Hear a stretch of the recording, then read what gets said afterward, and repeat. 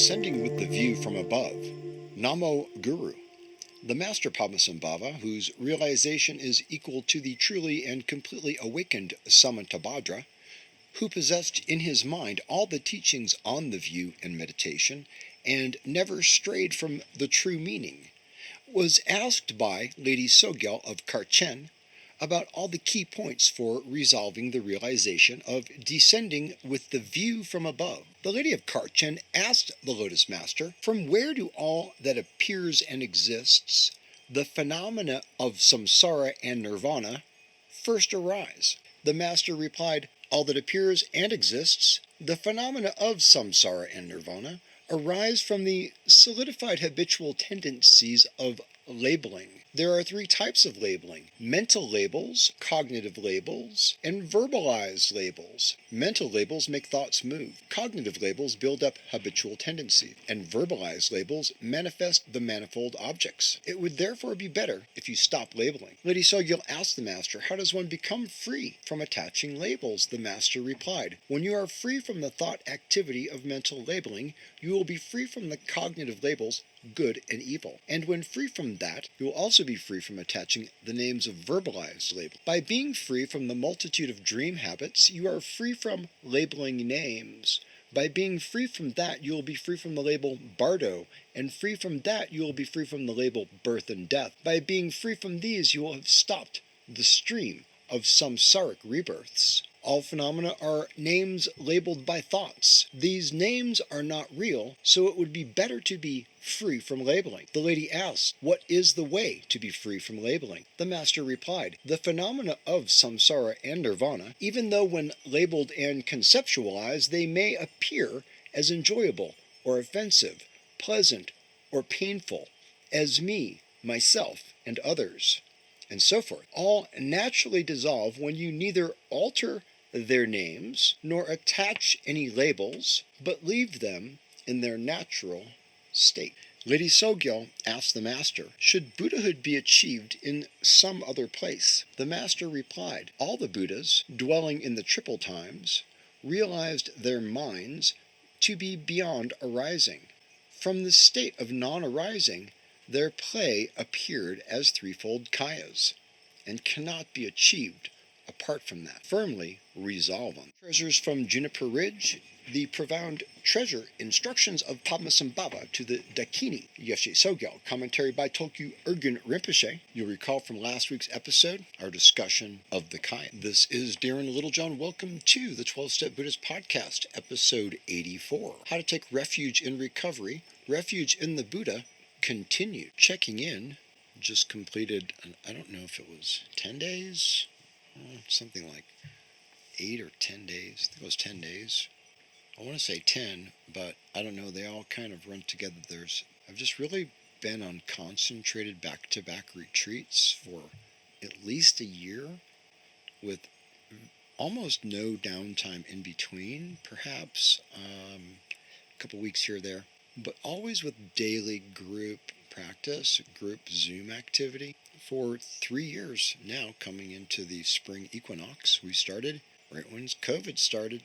And these are deep practices in the Tibetan system, practice of chud, which I've mentioned at times, and you'll read about that in my next upcoming book, what I'm working on now, in terms of the supreme method for cutting attachment. But if we go back to labels from Guru Padmasambhava's discussion to his consort, Yeshe Sogyal. Now, I received transmission of this from a master in Seattle in the Nyingma tradition, at least a dozen years ago. What was said is the concept of labeling, therefore don't do it. If there's an object in front of me and I want to consider refuge in something, if I want to consider refuge, how am I already taking refuge, and what am I taking refuge in? Am I taking refuge in my attachments and addictions? In compassionate recovery, I just try to retool the thinking attachment hyphen addiction, because addiction is attachment gone wild. And what is attachment? It's one of the three roots. Attachment ignorance, and aversion according to the Dharma. Labeling it, how do we get to attachment? We conceive of something that we need that we don't have, something that we're missing. We crave. We're heat-sinking desire missiles. We're heat-sinking nuclear subsonic addiction missiles. We're addicts, we're ready. We're ready to latch. If you want to question that, take a look at your last relationship. So labeling is what? For something to be labeled, for me to label something, there has to be something separate. There has to be a point of origin called a self, what we call, what Lama Zopa Rinpoche and the Madhyamikas and the Tibetan Gelugpa tradition, sorry for all the terms, but just giving credit, honoring. Venerable Rabina in that lineage is going to be doing some episodes for the podcast. Guest instructor section coming up soon. Get some of those out to you. But this concept of labeling, this idea of there's an I, it starts with an I. It starts with what Lama Zopa Rinpoche would call the belief in the inherently self-existent, self-arising, self-cherishing I. You can take that transmission from Lama Zopa. In other words, we got to get non-dual right away. And if you listen to the last section of the reading, does enlightenment happen somewhere else, at some other time, to someone who deserves it better? But this idea that there's a me and an object, I'm already attached to objects. We got to repurpose and retool our attachment and turn it, while we're still in samsara, while we're still in the earlier viewpoints of the Dharma, we turn to an object of refuge, intentionally knowing this is an attachment, but we're retooling our attachment to a positive kind, but knowing that it's delusion, knowing that it's mirror-like wisdom. We're going to get into that in a moment, but we turn to it knowing that we can, say, play with imagery and play with time and play with objects of refuge and choose. And see, in this case, we wouldn't know to choose, or that there was a choice. We wouldn't know we're even suffering. We'd be blind like cows going through the slaughterhouse if we didn't have a Buddha arising in a universe to speak this wisdom to us, to understand something about our condition from another dimension of Buddha arises. Don't think of a Buddha as a guy. It won't do you much good. You have to think of Buddha as your real nature. In Zen, does a dog have Buddha nature? We have to own it. We have to be able to own. I used to water it down and say, well, okay, people, at least it's a little bit of mindfulness. It's a little bit of this or that. I don't have any more patience. Time's run out for that approach. That's a great early stage. But what I'm getting at now is the pure concept of labeling. The idea that there's a me and there's a you, and there's a subject and there's an object, is already happening. I can kind of use as a tool, as a skateboard or a surfboard, to kind of ride the wave of energetic consciousness and pivot, my dimensionality into the aspect of Dharma.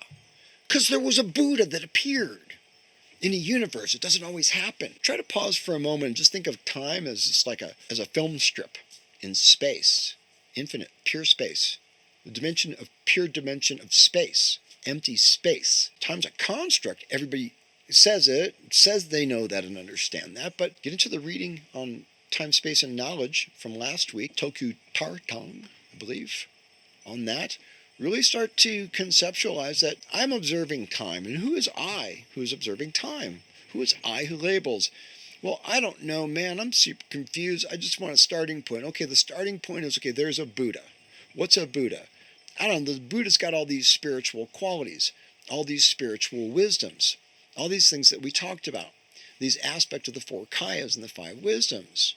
What are we taking refuge in on purpose, knowing it's just an aspect to consider, but it's still in duality, and it's not the ultimate point. The point is to be refuge. The point is to dwell in the space of Dharmakaya, pure, essenceless, beginningless. So the five wisdoms, the wisdom of dharmadhatu, which is the inherent purity of absolute space. One of the five wisdoms, the wisdom of dharmadhatu, is the realization of the absolute truth, the natural state of all things. I don't like the commentary of the word absolute truth because it's loaded. It's a loaded term in our thinking, so I wouldn't use it that way. Plus, I think the natural state of things is sufficient. The natural state of things as they are, we say in Dzogchen Toku Urgen, the book entitled As It Is. I'll put that in the resources section of podcast.compassionaterecovery.us. But it all starts with this labeling. We're going to label on purpose here. Turn to this kind of understanding, this kind of wisdom. We're going to contemplate, we're going to consider this kind of wisdom. To consider the kind of teaching and to consider this kind of wisdom, we need to get still. So have a nice deep inhale. Fill up gentle like a balloon, open throat, let it out, don't push it out. Pause and linger in emptiness. Let yourself just be empty for just a spell there. The wisdom of dharmadhatu, which is the inherent purity of absolute space. We can't contemplate it unless we can get still. Let your eyes be still so the mind can chill. Thousands of yoga classes. I mentioned that. You get people who've never done any kind of meditation into a state of stillness because it's impossible to relax if your eyes are moving around. Not to mention that there are thousands of channels and chakras and energetic points moving throughout our energetic system, in addition to our material existence. And if we think of that, Nirmanakaya in the state of Om, the physical manifestation, embodiment of Buddha. On one side it's poison, on the other side it's Buddha, it's wisdom, it's bliss. It's the same if we have a reflection and an understanding to consider. So we consider the dharmadhatu. The wisdom of the dharmadhatu is what the Buddha has. Can you understand that? No. Can I understand that? No. Can we be in that? There's tools. There's a program. We can consider it, but don't hook onto the words.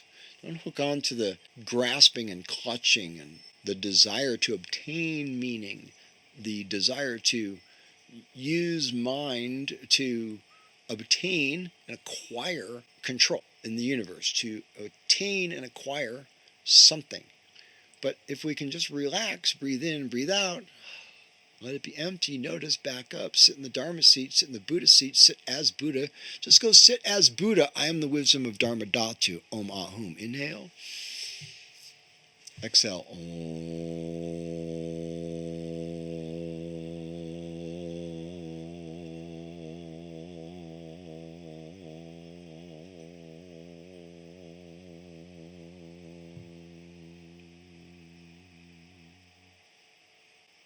Only in the state of stillness can we understand, in some knowledge point beyond a thought structure, the essence of physicality as a dimension of our being. Okay, can you put it simple, Darren? All right, where are your feet? Where's your butt? Where's your navel? Where's your heart? Where's your face? Elbows, armpits, fingertips. Now be present on the tips of your senses before perception is transferred instantly in the brain. Read Compassionate Recovery. We talk about the brain in really easy to understand terms. I'm not a neuroscientist, but I understood and translated for you to understand, because you need to understand your condition. This is my opinion here. This is my work. Okay, this is my wisdom, okay, that I'm offering to you. I guess it's wisdom.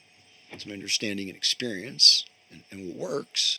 Consider the wisdom of the dharmadhatu, the inherent purity of absolute space, as a Buddha quality, but also as our quality, because our quality is no different than Buddha.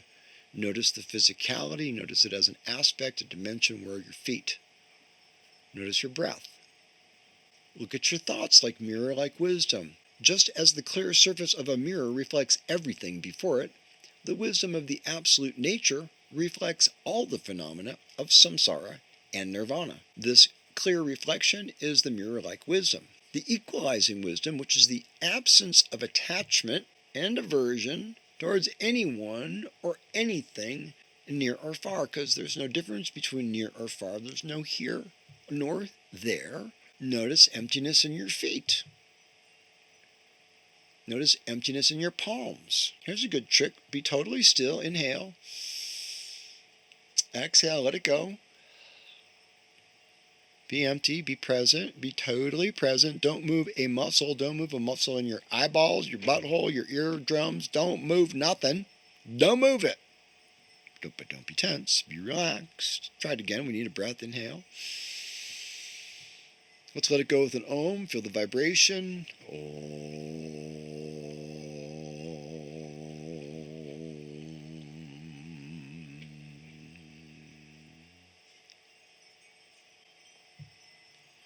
Well, that sound came out of empty space. That was a vibration.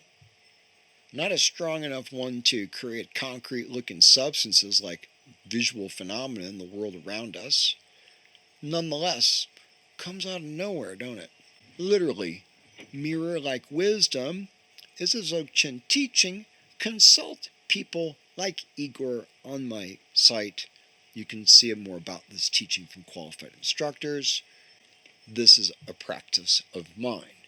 But the mirror-like wisdom is the essence of the mirror. It has nothing but potential.